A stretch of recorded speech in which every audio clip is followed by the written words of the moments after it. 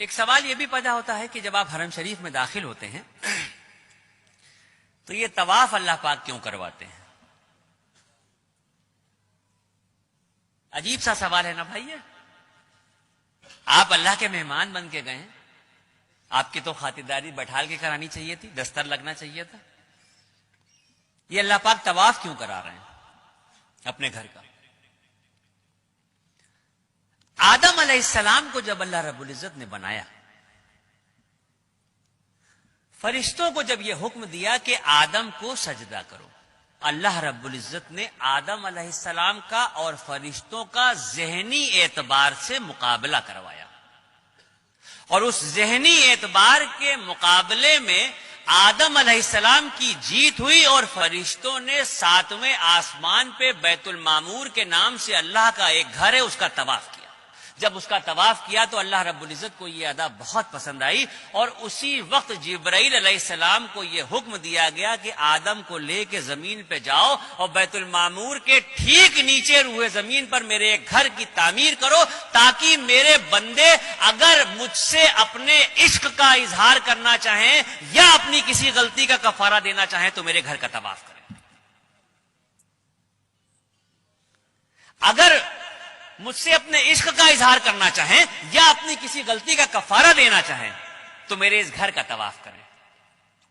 اور سن لیجئے، ہم جو اللہ کی اشرف المخلوق ہیں، ہماری جب تک سانس چل رہی ہے آپشن کھلے ہوئے ہیں ہمارے سامنے.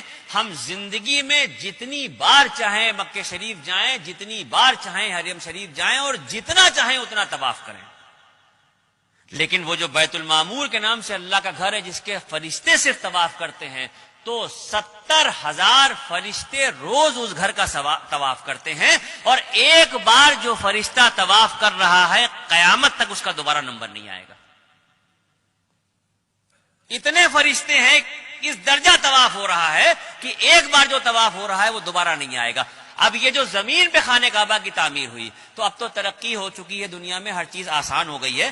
آپ گوگل پہ دیکھ سکتے ہیں، نقشہ اٹھا کے دیکھ سکتے ہیں، موبائل پہ دیکھ سکتے ہیں، کسی بھی طرح سے اگر آپ دیکھنا چاہیں آپ گوگل کے نقشے پہ جا کے دنیا کا نقشہ ڈالیے، اور دنیا کے نقشے پہ جب آپ دیکھیں گے تو پوری دنیا آپ کو گول دکھائی دے گی. یہ تو نقشے کے دیکھے بغیر بھی سب کو پتا ہے کہ دنیا گول ہے.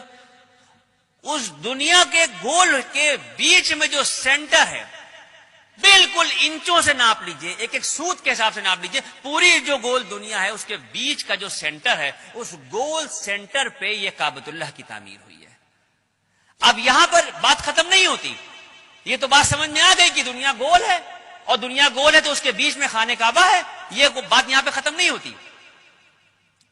اگر سائنس یہ کہتی ہے، میں نہیں کہہ رہا ہوں، اگر سائنس یہ کہتی ہے کہ دنیا گول ہے اور گھوم رہی ہے، تو پھر میرا ایمان یہ کہتا ہے کہ مذہب و ملت کی پرواہ کیے بغیر اس دنیا کا ہر شخص کعبۃ اللہ کا طواف کر رہا ہے.